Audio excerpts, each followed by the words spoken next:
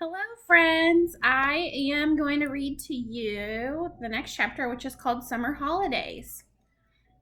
The Easter holidays came and went, and the summer term began at school.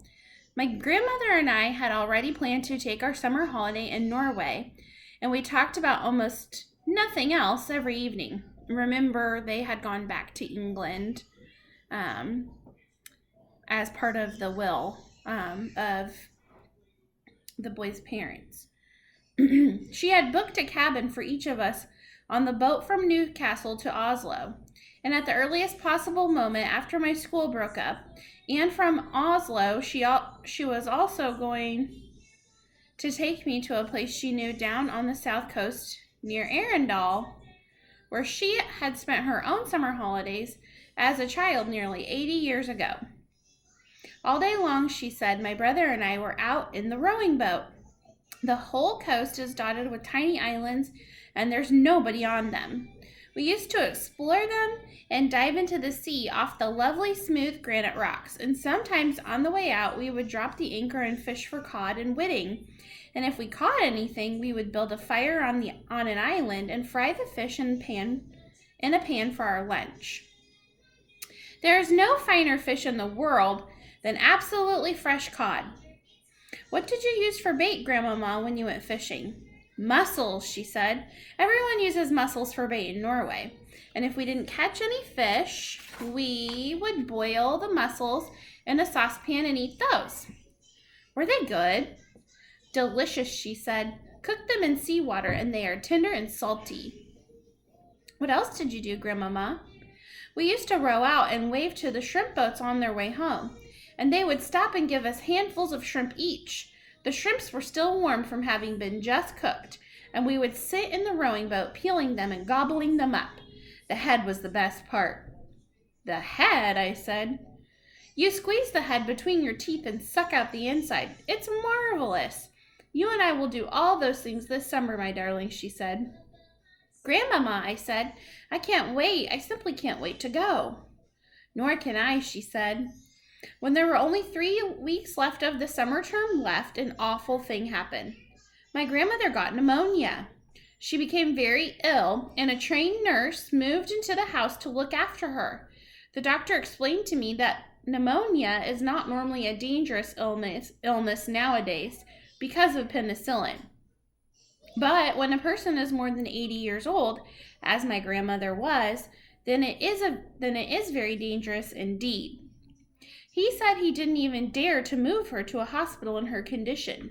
So she stayed in her bedroom, and I hung about outside the door while oxygen cylinders and all sorts of other frightening things were taken into her. Can I go in and see her? I asked. No, dear, the nurse said, not at the moment. A fat and jolly lady called Mrs. Spring, who used to come and clean our house every day, also moved in and slept in the house. Mrs. Spring looked after me and cooked my meals. I liked her very much, but she wasn't a patch on my grandmother for telling stories. One evening, about 10 days later, the doctor came downstairs and said to me, You can go in and see her now, but only for a short time. She's been asking for you. I flew up the stairs and burst into my grandmother's room and threw myself into her arms.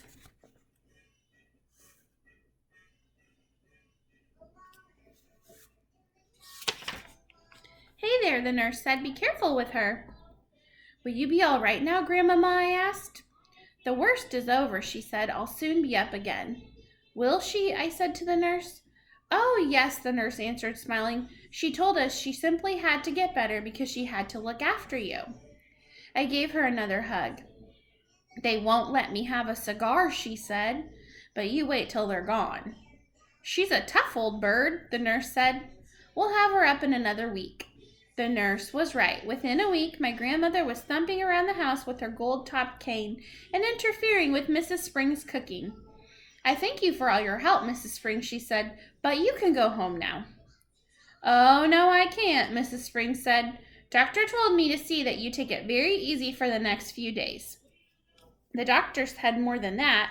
He dropped a bombshell on my grandmother and me by telling us that on no account were we to risk the journey to Norway this summer.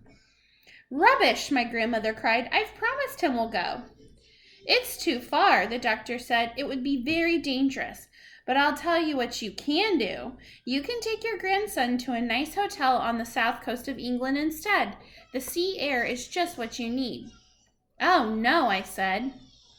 Do you want your grandmother to die? The doctor asked me. Never, I said. Then don't let her go on a long journey this summer. She's not yet strong enough. And stop her smoking those vile black cigars. In the end, the doctor had his way about the holiday, but not about the cigars. Rooms were booked for us in a place called the Hotel Magnificent in the famous seaside town of Bournemouth. Bournemouth, my grandmother told me, was full of old people like herself. They retired there by the thousands because the air was so bracing and healthy, it kept them, so they believed, alive for a few extra years. Does it? I asked. Of course not, she said. It's Tommy rot, but just for once, I think we've got to obey the doctor. Soon after that, my grandmother and I took the train to Bournemouth and settled into the Hotel Magnificent. It was an enormous white building on the seafront. It looked to me like a pretty boring place to spend a summer holiday in. I had my own separate bedroom, but there was a door connecting my room with my grandmother's room so that we could visit each other without going into the corridor.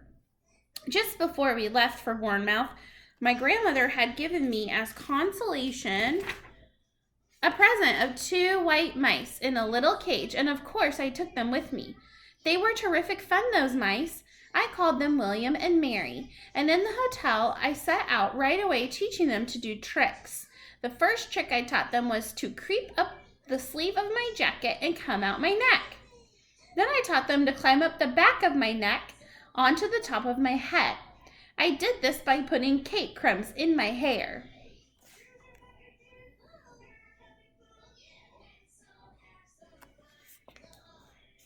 On the very first morning after our arrival, the chambermaid was making my bed when one of the mice poked its head out from under the sheets. The maid let out a shriek that brought a dozen people running to see who was being murdered. I was reported to the manager. There followed an unpleasant scene in the manager's office with the manager, my grandmother, and me. The manager, whose name was Mr. Stringer, was a bristly man in a black tailcoat. I cannot permit mice in my hotel, madam, he said to my grandmother. How dare you say that when your rotten hotel is full of rats anyway, my grandmother cried. Rats, cried Mr. Stringer, going mauve in the face. There are no rats in this hotel. I saw one this morning, my grandmother said. It was running down the corridor into the kitchen. That is not true, cried Mr. Stringer. You had better get the rat catcher in at once, my grandmother said, before I report you to the public health authorities. I expect there's rats scuttling all over the kitchen floor and stealing the food off the shelves and jumping in and out of the soup.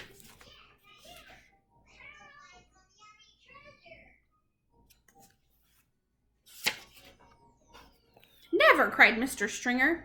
No wonder my breakfast toast was all nibbled around the edges this morning, my grandmother went on relentlessly. No wonder it had a nasty, ratty taste. If you're not careful, the health people will be ordering the entire hotel to be closed before everyone gets typhoid fever. You are not being serious, madam, Mr. Stringer said. I was never more serious in my life, my grandmother said. Are you, or are you not, going to allow my grandson to keep his white mice in his room? The manager knew when he was beaten. May I suggest a compromise, madam, he said. I will permit him to keep them in his room as long as they are never allowed out of the cage. How's that? That will suit us very well, my grandmother said, and she stood up and marched out of the room with me behind her. There is no way you can train mice inside a cage. Yet I dared not let them out because the chambermaid was spying on me all the time. She had a key to my door and she kept bursting in at all hours trying to catch me with the mice out of the cage. She told me that the first mouse to break the rules would be drowned in a bucket of water by a hall porter. I decided to seek a safer place where I could carry on with the training. There must surely be an empty room in this enormous hotel. I put one mouse into each trouser pocket and wandered downstairs in search of a secret spot.